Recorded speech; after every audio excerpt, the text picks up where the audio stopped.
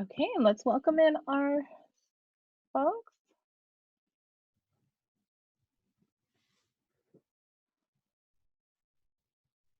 Hi, everybody, welcome in. Hello. We're gonna, we have a few folks that are gonna be coming in, so we're gonna just maybe wait one more minute to let folks, because I see them coming in. But we're so excited that you're all here with us, and we'll start in just about a minute or so. All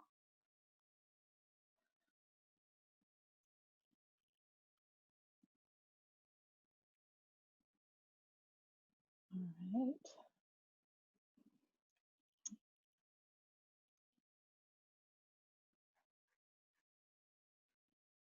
Okay, and I recommend if you are joining in, I recommend clicking on speaker view if that works for you, just because we have quite a few folks who are going to be joining us, and it'll be the best way to follow our panelists as they join, as they share who they are and answer the questions that we have today. So I'm just going to go ahead and get started because um, I know an hour seems long, but it's going to go by really fast, especially as we want to hear from all of our amazing panelists. So first, I just want to welcome you on behalf of the Women's Community Center. My name is Faith Casme. I use she, her pronouns, and I'm the Associate Dean and Director of the Women's Community Center. We're so glad that you're here with us today for the Women in STEM panel for Admit Weekend. And we know that this might be the end or the beginning of a day being online and potentially other virtual engagements. So we hope you're each doing well and taking good care of yourselves.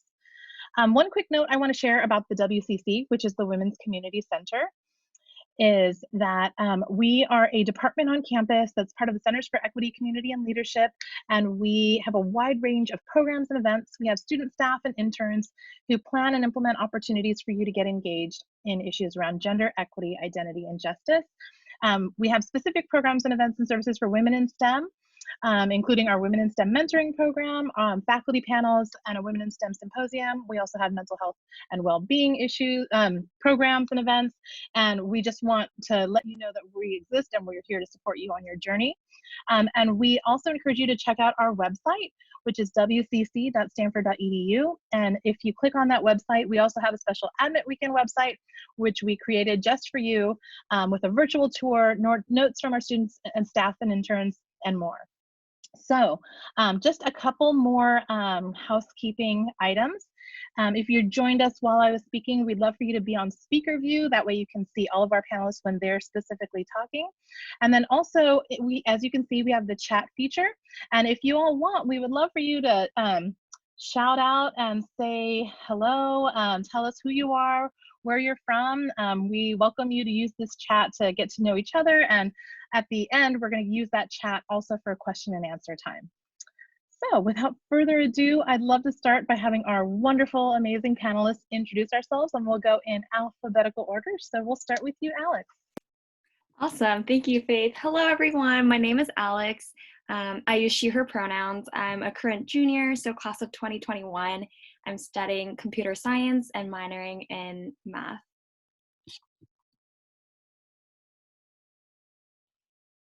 All right, and next is Kay. Hi, I'm Kay. I'm a senior right now, she, her pronouns. I'm a physics major, and I'm tuning in from Denver, Colorado. Great. And Natalie.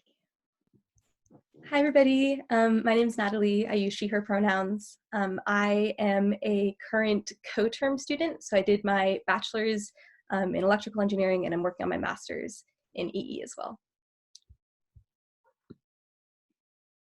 Hey everyone, my name is Shravya. I use she, her pronouns. I am a senior, double majoring in computer science and human biology.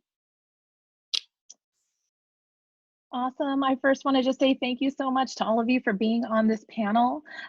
We know you all are, joining us from all over as well, and we're just so glad that we can gather together to hear some of your experiences and wisdom.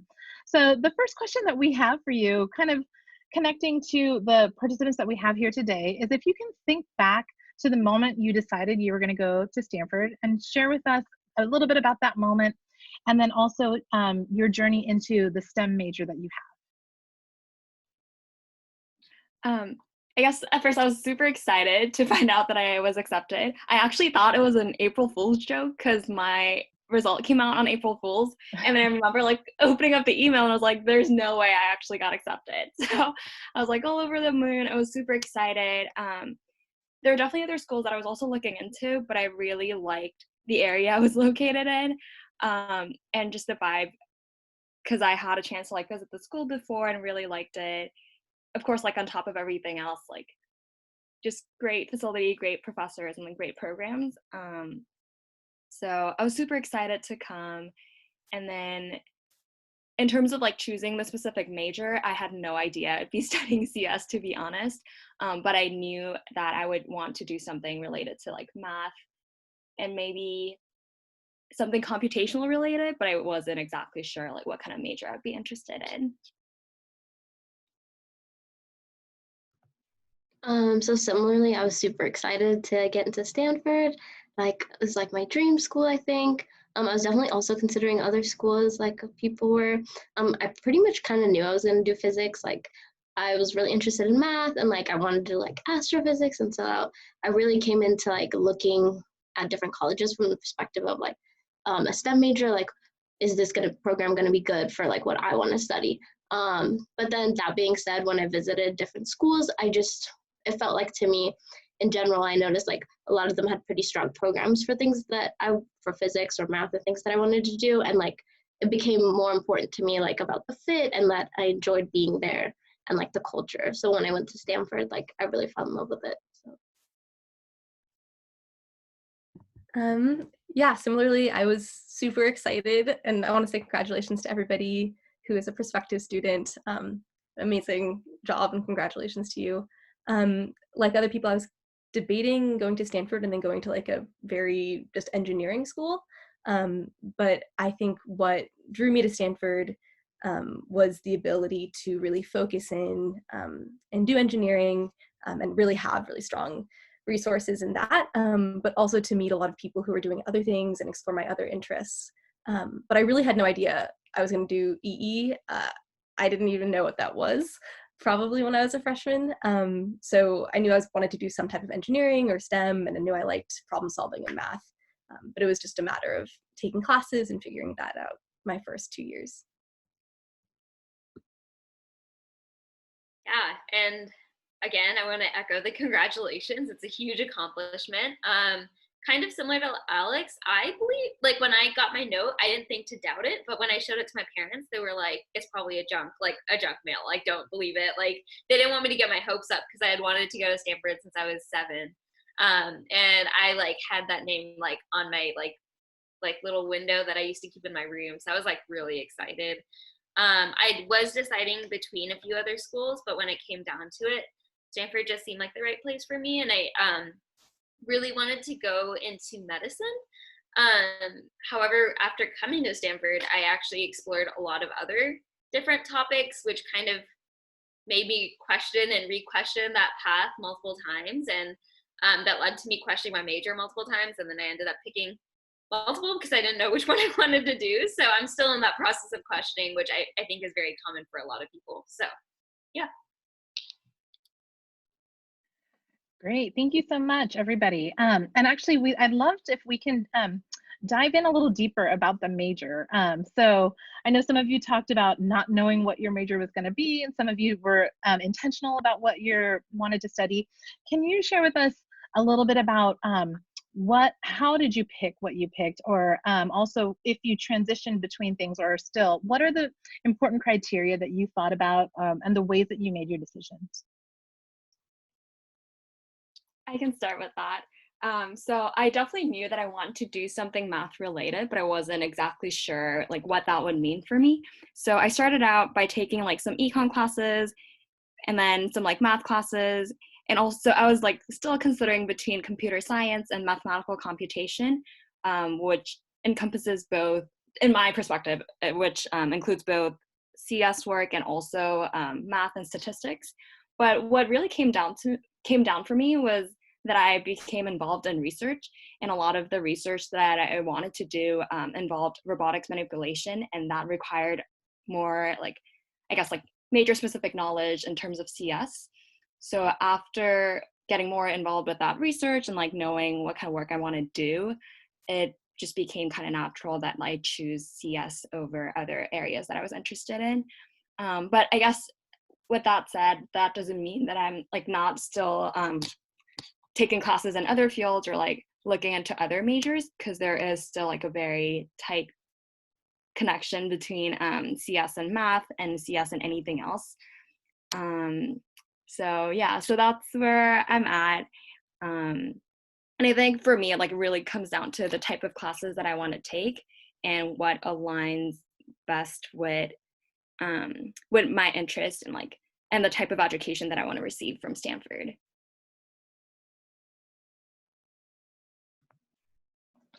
Similarly, I came in wanting to do physics, but then I like heard a lot about how, oh, once you get to school, like everyone changes their major. So I was kind of nervous that what might happen to me. And so that's also one of the reasons I picked Stanford. I was like, okay, there's a bunch of different majors in the STEM field that are like equally as great, that are going to give me like that top-notch like education that I want. So in my first quarter, I would recommend like taking a lot of classes. Like I took so many.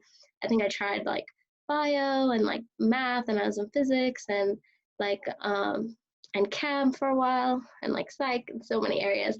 So I think there's great opportunity to try all of those things. And when I kept taking them, for me, it was more just about like which classes I looked forward to like going to, which classes like the homework wasn't as terrible because it was a little more interesting. So like based on that, then I knew like I really was interested in physics, and that's what I wanted to major in. I had absolutely no idea what I wanted to study when I got to Stanford. I remember in high school really, really liking chemistry, and so I came in being like, oh, I'm going to look at chemistry, and I'm also interested in doing like feminist gender and sexuality studies. So I came in with a lot of like disparate interests. And I think my first year, it was a combination of me taking classes that were just like random and seemed interesting, but then also getting those foundational like physics, math, computer science courses that I think a lot of engineering majors are based off of, or those act as prerequisites for a lot of other classes. So I think that first year was a mix of me being like, okay, I'm definitely going down this engineering path, but also having some ability to explore a little bit, some flexibility. And then sophomore year, I took the like intro electronics class at Stanford and really, really loved that and decided to dive headfirst into EE. And I originally started in EE doing physical circuits and mostly hardware stuff, and then had a little bit of a crisis probably my junior year, being like, I don't think I like this anymore. But I think the wonderful thing about especially the electrical engineering department at Stanford is that it is really broad, and you can do hardware, you can do software, you can do applied math. So I think I was able to, even though I was still in the department, take a lot of other classes more in the applied math and signal processing and information technology side. And that's more what I do now. But I really had no idea, and it's a constant rediscovering and re-exploring process for me, I think. Yeah. So mine kind of went in two different threads. Like I started off taking a lot of the chemistry and biology and things that I assumed would just lead me towards going to medical school in the future, because that was my original goal coming in. But my parents, who are both engineers, really encouraged me to try out CS, and I had been a little bit intimidated about it just in general, because I had taken CS in high school and it felt like something I could do if I really, really tried, but it wasn't something that came naturally to me. And I took my first class at Stanford and it was still like that. It didn't come naturally to me at all. But I actually really liked the challenge of it. And I started to notice, I guess from my first summer at Stanford, I went abroad to India to do some research on gender-based violence. And that kind of changed my entire perspective on everything. And I transitioned my hum bio. I didn't think I would study human biology, but I studied human biology with sort of a focus on women's health issues. And I was really frustrated by the differences in how my hum bio education was from how my CS education was. So I just wanted to really dive into both of those topics and kind of like bridge the gap that I saw between technology and innovation and anthropology and sociology. So yeah, but still always exploring.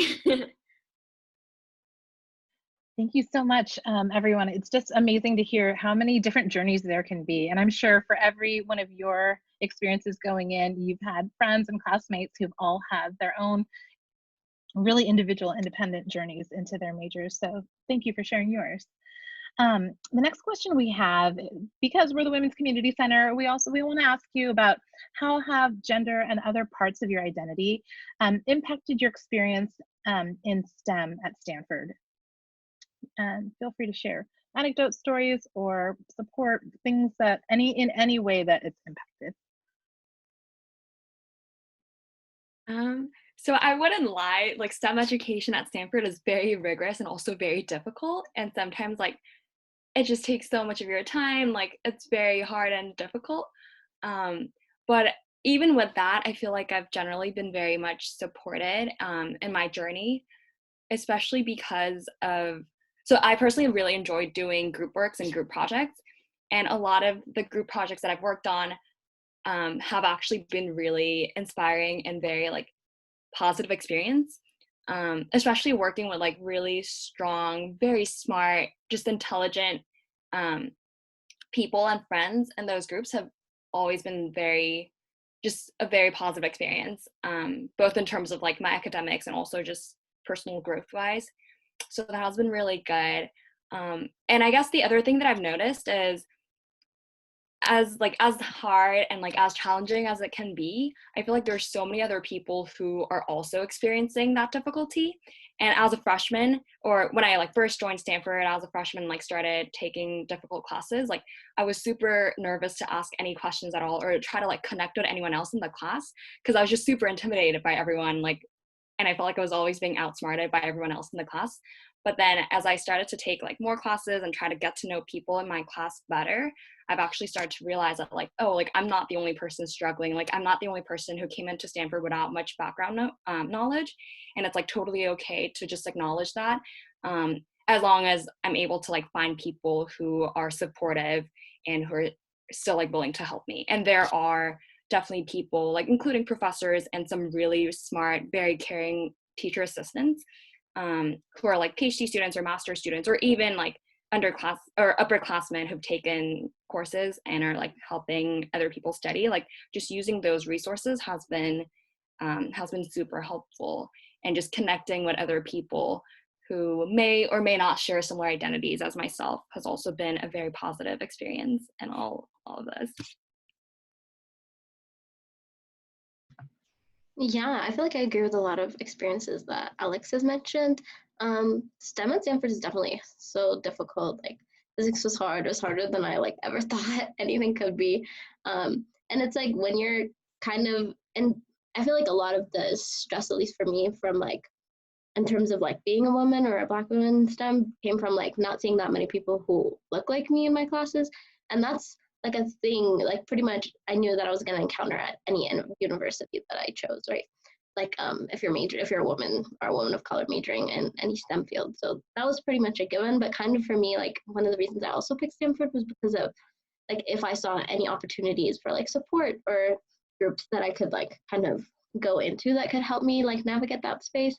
And for me, a lot of like navigating being a woman in STEM has been like joining these groups. So like I worked at the WCC like for a while junior year, and then I also worked at the Black House. Like we have a program called Sisters in STEM, and it's like just a nice opportunity to like have like just women meet together, like talk about just our different experiences in STEM, and like you get to know more people in your classes that also care about what you do, and you kind of see like how other women are navigating STEM in different fields. Like I didn't know like what was going on in bio or CS or whatever. So that was really, those groups were kind of like my support groups through that. Yeah, I want to echo a lot of what Alex and Kay both said about it is definitely rigorous. And I think for me, more than anything else, having it be so rigorous and also being one of the few women in my department, in my year, I think I suffered a lot, especially the first few years, from imposter syndrome and feeling like I wasn't smart enough to be there, or that I like wasn't capable of it, or feeling like I was starting out from some disadvantage, because it seemed like, at least I think this still kind of exists, there's like this narrative in engineering of people who started like coding when they were really, really young, or like started tinkering with electronics when they were really, really young. And I definitely didn't have that experience at all. I think I came in to college not really even knowing what engineering was. So I think it was definitely a process the first few years of kind of building myself up and learning to be confident in certain spaces. And then a lot of times having to relearn that whenever I entered a new space. And I will echo what Kay said about how it's tough when you're one of the few women in your classes. But I also will say the flip side of that is that you become really, really good friends with, at least I did, with the women in my department. There are about, I think, 10 of us in my year. And we have a group chat. We every quarter check in to see what classes other people are taking, to see if we have any overlap. People will reach out to just like hang out, get dinner. We'll have little PSET parties. So it's definitely some community built, I think, from being of a certain identity in the field that I'm in. I will say, like, it is hard, and I think I have experienced like some off comments and some less positive experiences. But then I think seeking out resources, whether it be other people and peers in your department or like professional resources at Stanford, the WCC obviously has been like a really, really important resource during my time as an undergrad. And yeah, I think it is tough, but if you go in committed and you go in with a certain sense of intention and with a certain sense of resilience, then it's like you can do anything. Yeah, I would say somewhat of a similar experience. I think I was initially very turned off from CS in the beginning, just because I had actually been explicitly told once in high school that I couldn't do CS and I should be pre-med because I can only memorize things, or like that I wasn't smart enough to do CS. And that like really stuck with me all throughout my like I would say first 3-ish years at Stanford. I like have that narrative of like the one person who told me like I would never be smart enough to do CS or something like that. And like, they were like, you can only memorize stuff. And I think what helped me was a few different things. Like, one was finding really empowering female mentors. And I think having people that I really looked up to and like just having their support was like really powerful for me. And even just getting like to know professors. I know we talked a lot about like TAs and peers, and there's so many people out there to help you, but even professors I found were very approachable, and it can make classes that are huge seem like a personal class when you go in and make those connections. Like, I remember my first CS class, which was one of the intro CS classes. I was in this huge room with like 200 people in it, and I was like, I'm such a small person in the middle of this huge classroom, and I was so intimidated to ask questions or anything. But I got to know the professor extremely well, and like to this day we still like talk over email, and like it just showed me that like I can still have like my personal personhood and like my meanness respected in like such a big space when it can feel a little bit intimidating at times. And I like pushed myself. I took like the challenge of like STEM classes and of those big experiences where it can feel like you're an outsider, to really like embrace the challenge. And I made it a rule to myself that like whenever I have a question, I'm gonna raise my hand and ask it. And like I would ask one question each day. And like I did like various tricks like that until I got more and more comfortable in those spaces. And lastly, the thing that I think that was the most helpful for me was like finding people that can learn with me. So like PSET partners that I didn't feel constantly intimidated by, or was like, oh yeah, totally understand that, just because I felt like I was slowing them down. Like, it was really important to me to be able to find people who are equally vulnerable through like the learning experience, which can be a very vulnerable time. So yeah, those are all things that have helped in some ways. Thank you. I appreciate the honesty that you all shared, especially the honest truth about the difficulty and the challenges that can come along with being a woman in STEM, and how hard the actual work can be. Work in college in general, college is supposed to be hard. That's why, you know, you're there to learn, but it doesn't make it any easier knowing that, especially being maybe one of you in your class, or I've seen firsthand just the rigorous work that many women in STEM have done. So kudos to all of you, first of all, and also thank you for sharing your honesty. And so since you talked a lot about, some of you already kind of mentioned this a little bit, but you talked a lot about how challenging much of this work can be. What are some ways that you have found to balance your academic as well as your mental and social well-being? And you can share a list of things, or you can share a specific example if you'd like, up to you. And we'll go ahead this time and go backwards, and we'll start with Shravya. Yeah, I will say this is something that rather than finding like a one thing fits all solution, it's something that I have to constantly keep in mind, because I've realized that if I'm not like planning up front to take care of myself mentally and socially, I won't know that I have to do it until I'm completely burnt out. So I try to find like time in each day to like take time for myself, whether that be to like exercise or to like relax and just like breathe and meditate for a little bit, or to paint or just do something goofy. And something that I actually learned from an interview by Michelle Obama was that you have to really work to plan joy. And I'm like a huge planner, and I usually like plan like every minute of my day. And I never thought about actually planning in like just like fun time or thinking time or reflecting time. So that's been something that I've really tried to do throughout. And again, seeing things as challenges that you can rise up to instead of having them break you down, because it can be hard sometimes. And like 4 years is a long time, and like the journey can be really tough, but it's also really rewarding in the end. So yeah. Yeah, I think I will say that balance is hard, and I think especially in a place like Stanford, it's really hard, where it seems like things are moving at a mile a minute and everybody around you is doing so much. And I will say, I think I got better at it over time. I do think that I still struggle with finding balance a lot of times, and really will get sucked into schoolwork in a way that isn't super sustainable. But similarly to Shravya, I think finding like at least some type of routine during your day of taking a little bit of time out of your day to have lunch with somebody, to go for a walk, to have some form of exercise. I think those were really important things for me. I also think that finding a community outside of my academic space was really, really important. And I think that came for me in two different forms. In the Women's Community Center, I worked there my senior year and interned there as a freshman. And that provided such like a wonderful space to talk to people who were completely outside of like what I was doing in lab or what I was doing on this P set, to like add some perspective to my life, and also to add some nice, supportive, like just people to talk to. And then I also think my residential community, I ended up living in cooperative housing for 3 years at Stanford, and that was also a wonderful place to come to at the end of the day after a long day of work.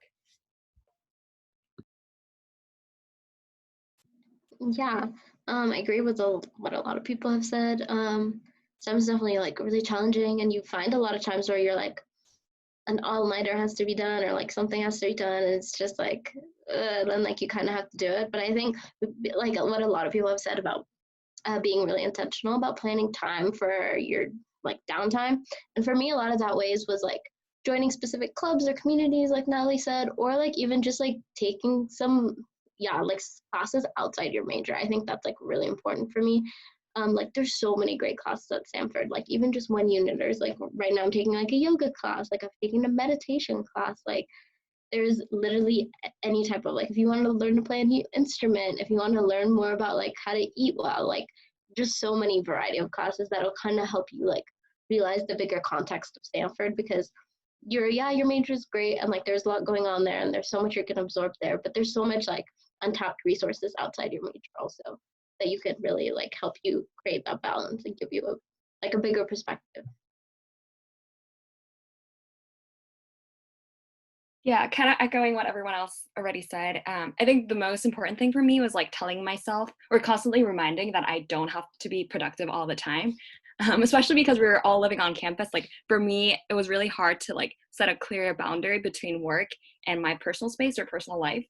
And it was something actually that Natalie said the other day, that like school is just school, and we don't necessarily have to define ourselves by what we do in school, or how we are as a student. And that was like, that actually like really, really stuck with me, because then I'm trying to be more intentional like with my time, and also like how I'm spending, or not just like how I'm spending my time, but how I'm like looking at my life at Stanford in general. So besides like taking challenging classes and like doing well as a student, I think it's just as important to like make connections, to like go out on a walk or on a hike, and just like have small funs or like joys throughout the day. So that's something that I've been more intentional about, and like how I'm spending my time, or who I'm spending my time with, like being surrounded by people who support my work and who support me um, as a person I am, like has been really important. Also, just like marking the calendar with the things that I have to, not the things that I have to do, but the things that I want to do. Just like marking my calendar with like time for meditation, time for going out and like getting really good food, time to like call my family, just small things like that, so that I don't forget to do the things that I really care about and are really important to me, has also helped. Thank you. Those are great tips from all of you. The good thing is this is being recorded, so hopefully if you want to come back and listen to what some of these tips and advice are, that's perfect. It's all there. We're going to shift gears a little bit, and I'd love to hear a little bit about how you developed mentoring experiences or mentorships, whether formally or informally. Maybe can you share a little bit about where you found people, whether faculty, upperclassmen, other staff on campus, or other knowledgeable elders who were able to advise. Feel free to share, and we'll go ahead and start with Shravya again. Yeah. I think mentorship has been a really big part for me at Stanford. I think actually some of my closest relationships that I think will stick with me really long have actually been a lot of faculty members that I really look up to.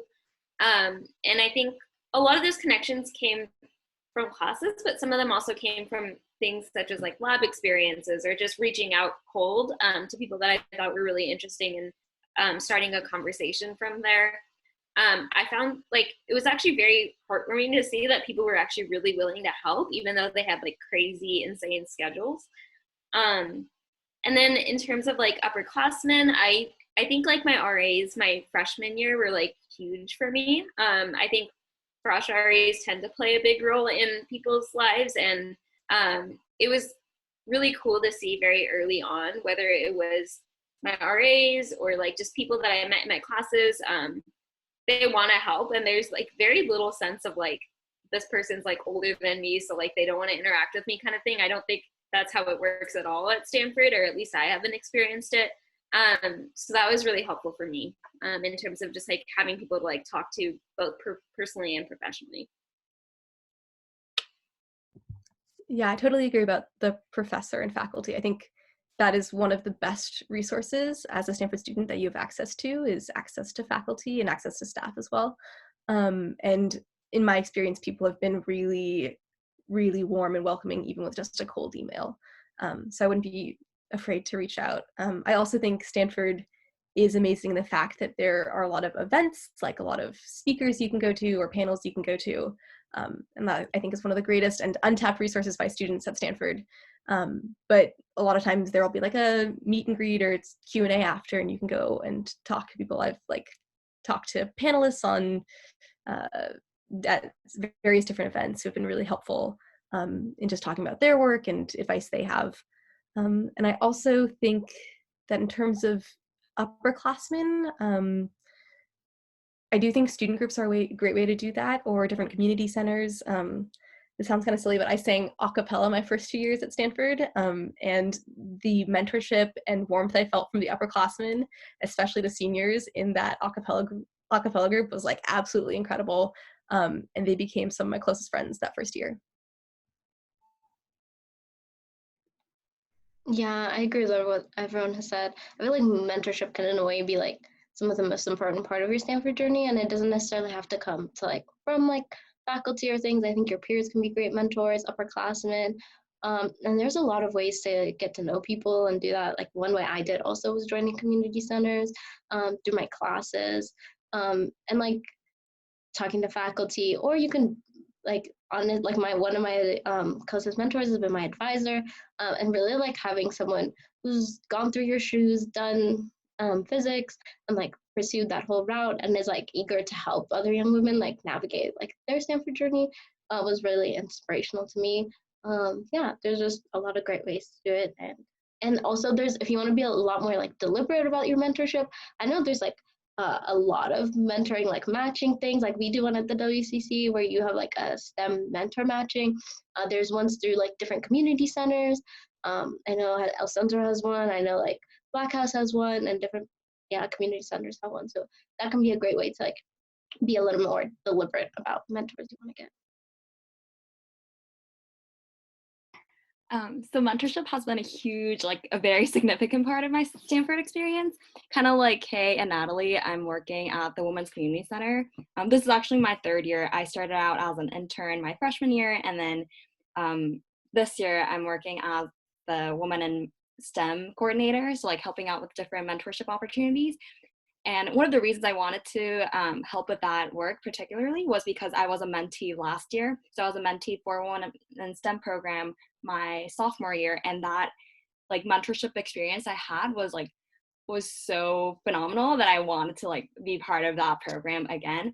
And one of the things that I really like learned from that mentorship was like it's super helpful to have someone on campus who like not only understands you and is willing to like talk through your difficulties and troubles, but also like who can give you both practical and less practical advice. Like my mentor, like she would sit down with me and like she would get me coffee and like help me draft an email to professors. She would like talk through like different internship options or like how difficult this like interview went.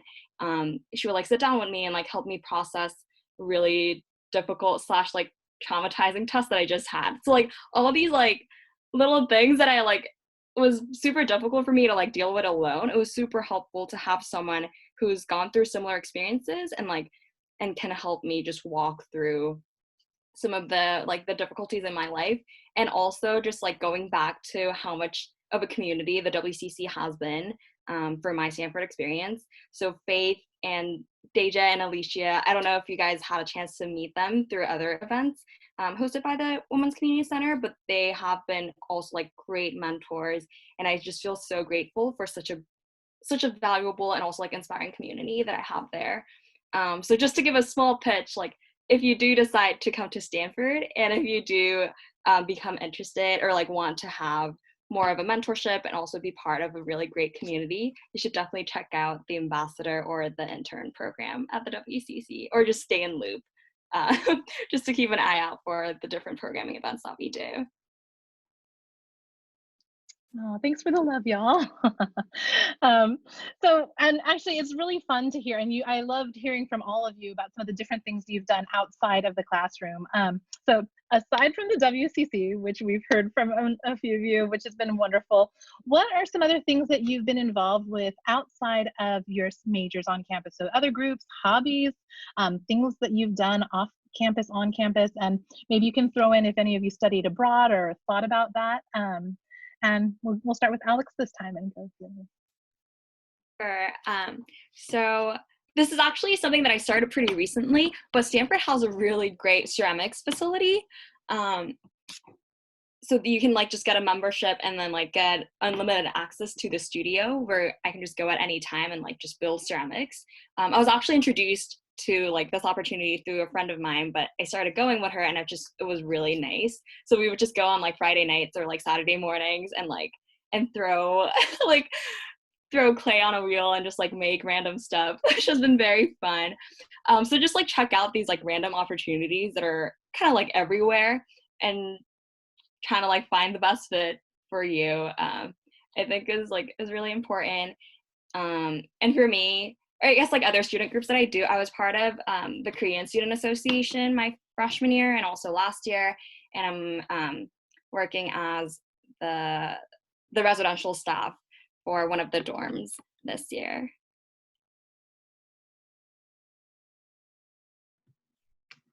Yeah, similarly, I think being part of different student groups is like one of the most valuable experiences you get from Stanford. I feel like besides just like learning all that stuff you learn in your major, like you can learn so much from your peers about like life and like different things you didn't know about. So that's been a great experience. One of the biggest ways that I've done that is like by traveling abroad, kind of. I'm a physics major and like I kind of started the major late.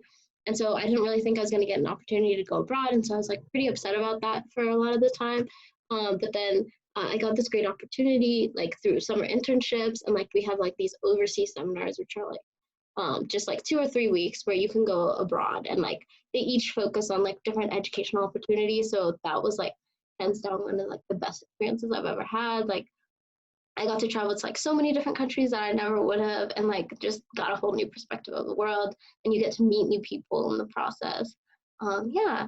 And then besides that, like I also work as in the Black House right now doing a Sisters in STEM, which is also another great group. And if you like also maybe don't have the time to commitment to like specifically take on a leadership role or like join a specific club, like going out of your way to like try to going to like a specific event by different organizations or community centers and like just seeing what they're like is like a great way to kind of introduce yourself to those people and like, you know, like become part of the community without like doing the work, I guess.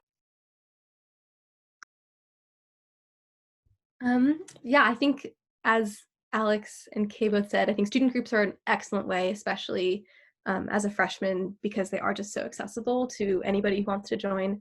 I think something that I look back on with really fond memories was my residential experience at Stanford. I was really lucky to live in a really fun all freshman dorm, and a lot of my closest friends today are still people that I lived with freshman year.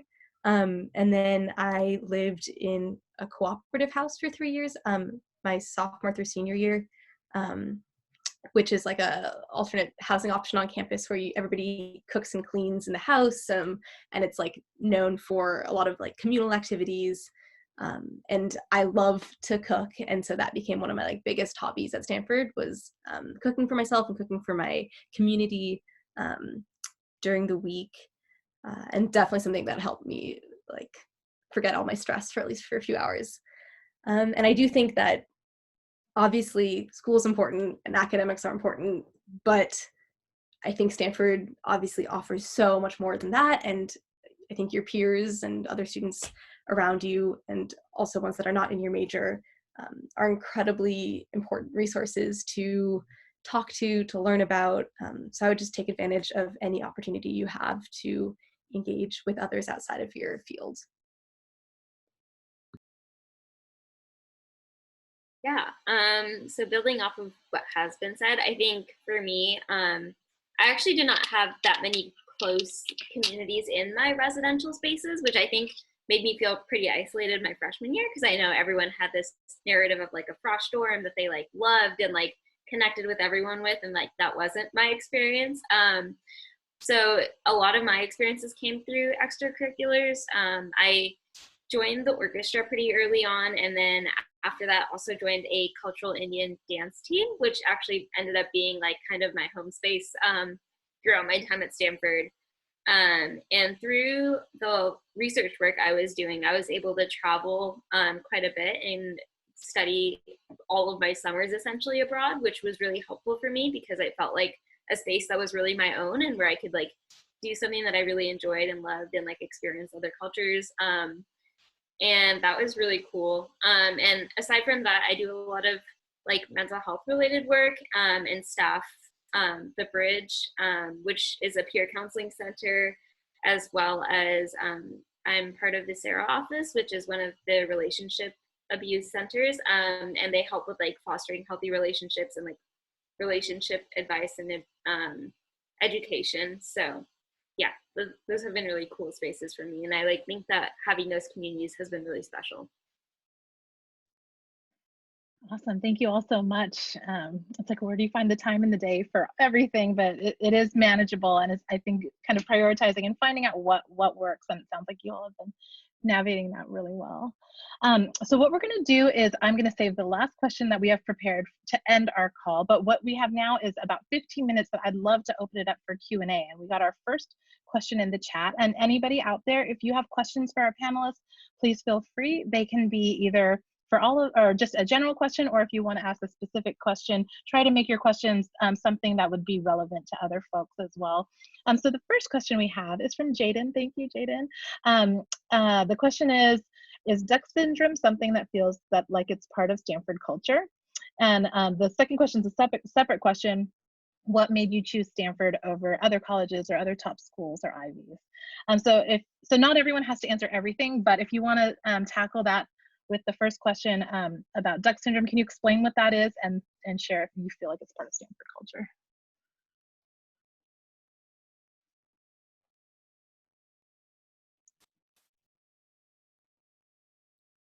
So somebody correct me if this is not the perfect explanation, but duck syndrome is this idea where everybody on the top of the water is like smooth sailing, everybody's really calm, not stressed out, but underneath the water you can see the duck like furiously paddling to stay afloat. I do think that in my experience at Stanford, it does feel like everybody is doing a lot of stuff, and I think it can feel a lot of times that if you're not doing as much as you possibly can, or is like working to the edges of your capacity, then you're not doing enough. I do think that I've had moments at Stanford where I did feel that, but I also think that along with this duck syndrome, there's equally like a countering voice within the student body at Stanford of really focusing on mental health and wellness. And I think there are so many resources, whether they're professional resources or student-led resources, to really address Duck syndrome, because that is something that is, I think, prevalent, but it's also something that's heavily, heavily talked about. And I do think that a lot of people try to unpack that a little bit. Yeah, I think also I was just gonna say, building onto that, I think another thing is, especially at Stanford, where sometimes they're like, it's a very like open and welcoming environment, and like it doesn't have the same level of like, I don't know, sometimes like some of the schools on the East Coast are known for being a little bit less friendly, and Stanford's known for being pretty like open and friendly and like all of that, and that could also interestingly contribute to the duck syndrome, where it can feel like, oh, everyone's having fun and like I'm here like working all day and like this is like not the experience I was hoping for, or like everyone's frosh dorm is incredible and like mine isn't. But it's been interesting to me to think about like broadening what duck syndrome really means, and it's really at the fundamental level, it's like you don't know what it's like to be in other people's shoes or like what their entire experience is like, and everyone's on their own journey at their own time, so it's a hard lesson to learn. Thank you. And the next question was, how did you choose Stanford over other top schools or Ivies? I can answer that. So I didn't have a specific school that I was like really set on when I wanted to go. So I was also like looking at a lot of different schools. For me, it was like really visiting what made the difference, because like they all look pretty good on paper. So then like, but when you visit, you kind of get like a feel for like the students, and like for me, it was a lot about the atmosphere. Like I knew, okay, I'm coming in physics, but I might not necessarily major in that. Like, I don't know, like I could do anything. And when I came to campus, it really felt like really comfortable. Like the weather is like nice most of the time. There's so many clubs and opportunities, and it just felt like, for me, like a more welcoming environment where there's like so many different community centers and groups, and like I could like see myself like socially thriving there, not just like academically, and that was really important to me.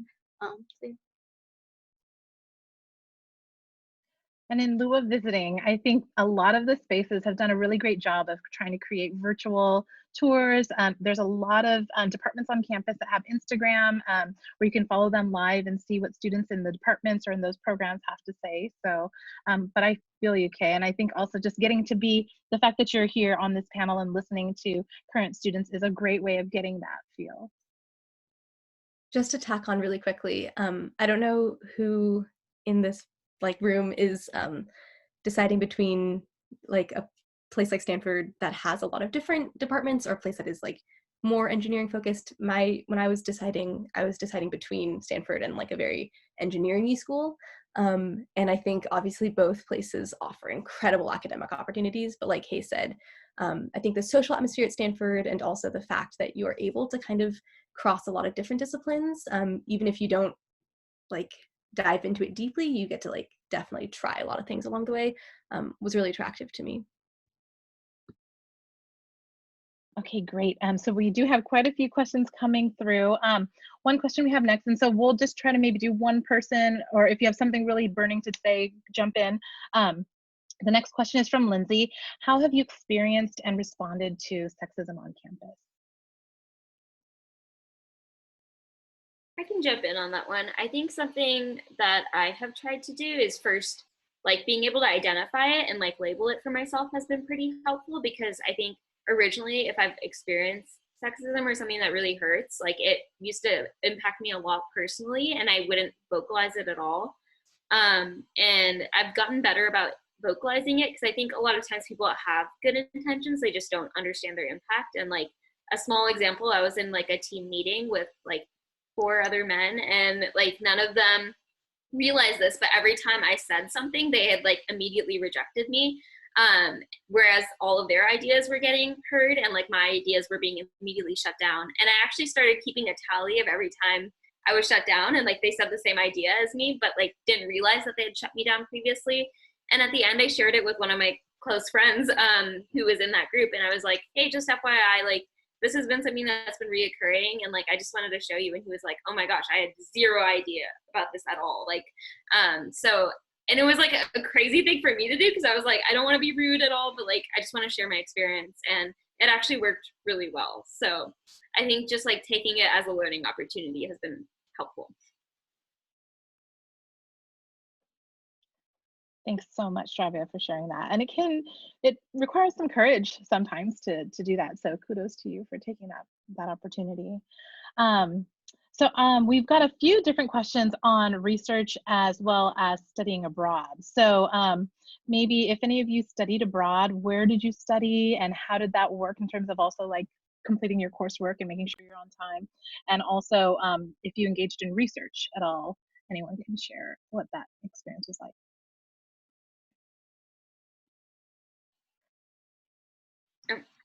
Yeah, go for it. I guess I could talk about it. I think there's a specific one about like overseas seminars. And so I think one of the greatest ways about Stanford is like there's so many ways to study abroad. Like there's definitely academic like people who will help you plan out like your entire 4 years if you need it, to make sure that you have that one quarter that you can go abroad, because they really know like they've done it with everyone, and everyone, I think the statistic is like something like 50% go abroad or something huge like that. So it's like definitely possible you can do it. If you don't want to do it during the quarter and like couldn't like I did, then there's a lot of potential opportunity for like summer internships. So there's a lot of places on campus. There's like a global studies program that like specifically partners people with internships in like different places, like in tech, or like if you're more interested in like community service, there's like the Haas Center which will also partner you up with like different organizations. Like there's all over the country and all over the world. So I did summer research through that, like a data science in South Africa, which was like really phenomenal experience. And then the overseas seminars are just like 2 or 3 weeks opportunities where like you're not necessarily working, but you're just getting like a different form of academic like exposure to something. They often have different topics. So there was like a really good like STEM one, kind of engineering focused one I did in Morocco, and basically it was like going and visiting all the top industries in Morocco across like renewable energy. What does it look like different governmental organizations, like different startups and things like that, and like just getting to the opportunity to talk to all these different people across the world who if you just went to Morocco by yourself, that you would like not have the opportunity to do. I also did another one in Japan, which was also really great. So like plenty of opportunities. So yeah, I don't know if anyone else. I did study abroad during the year, and I just want to say something quickly that if you are planning on doing like an engineering or unit heavy major and you do want to study abroad, I would say it's definitely possible. I did it. It was awesome. Would highly recommend. But I do think it does take some foresight and some planning. Thanks. Shravya, do you want to talk about research abroad? Yeah, for research abroad, one thing that was really helpful for me was actually reaching out to like professors that I knew were working abroad. So I reached out to a lot of faculty in the Stanford Global Health programs.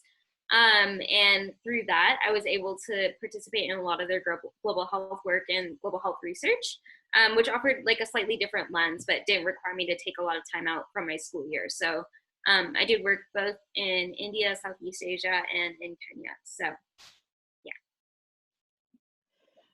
I'm just watching the clock. I know we're getting close and we have so many questions. I'm going to just try my best. We might not get to all of your questions, but I just want to thank you all for being here. Natalie, there's a question about the co-terminal program from Isabel, and the question is, could you talk more about the co-term program? What do you need to do as an undergrad to make it possible? And I thought it was a great comment that Isabel had. I know this is a long way away, but it's been on my mind given that we might not get to be on campus for a full fresh year. Sweet, thank you for the question. So the co-term program, I think, first of all, is an amazing opportunity. I think especially for a lot of STEM majors, or a lot of engineering majors, like having a master's is a really powerful thing, and Stanford makes that pretty accessible through the co-term program. The process of applying is, I think, probably like any other kind of grad school application. You do it during your senior year, you need to take the GRE, or you don't have to do it during your senior year. You can do it before then. You can do it after you've like completed 120 units, I think. And in terms of planning for it, I think a lot of people are able to do the bachelor's and co-term in 5 years. I'm taking one extra quarter to do it, so I probably didn't have quite as much planning as those people, but definitely you can definitely plan to do it and take classes as you need to during your undergrad. That would count for your grad program, which is, I think, the big benefit of doing the co-term. I think given that people might not be on campus for a full frosh year, I would say that if you want to start looking at those just prereq classes freshman year, just the intro physics, intro math, intro CS classes that you need for a lot of engineering majors, that is probably the easiest thing you can do. Thank you.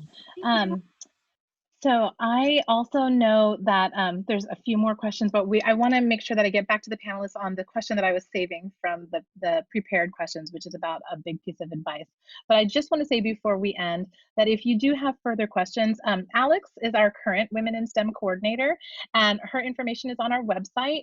So you can email if that's cool, or you can also email me, and we can try to get answers to some of your questions from current students, potentially our panelists, to answer some of these questions that you have, because we want to thank you for being here. So the last question, what is your biggest piece of advice to all of the prospective students on the call? I can start with that. So I think one thing that helped me the most was knowing and just reminding myself that it's okay to be vulnerable, and also to find people who are willing. I think this is also what Shravya mentioned earlier, but like actively looking for people who are willing to be just as vulnerable as myself has been super important, but also like really rewarding and just very positive experience in general. And kind of like what Faith said, I have to log out in a bit, but I'm happy to answer any questions you have.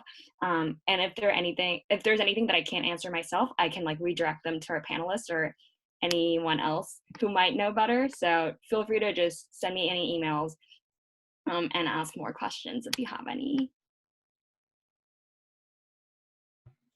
One piece of advice is really hard. I feel like there's a lot of things like in hindsight. But I would definitely say be really open to like learning just outside your major. I think that's been like the greatest discovery I've ever made at Stanford. It's just not just my classes, because physics is cool, but like that's not your life. And a lot of the time, like people like right now, like I'm considering co-terming in like a different discipline, so you'll move on or like do different things in your life. But those like not necessarily academic educational opportunities you get from like studying abroad or doing community service or having like a really great conversation with someone in your dorm at like midnight is like, I think, the best parts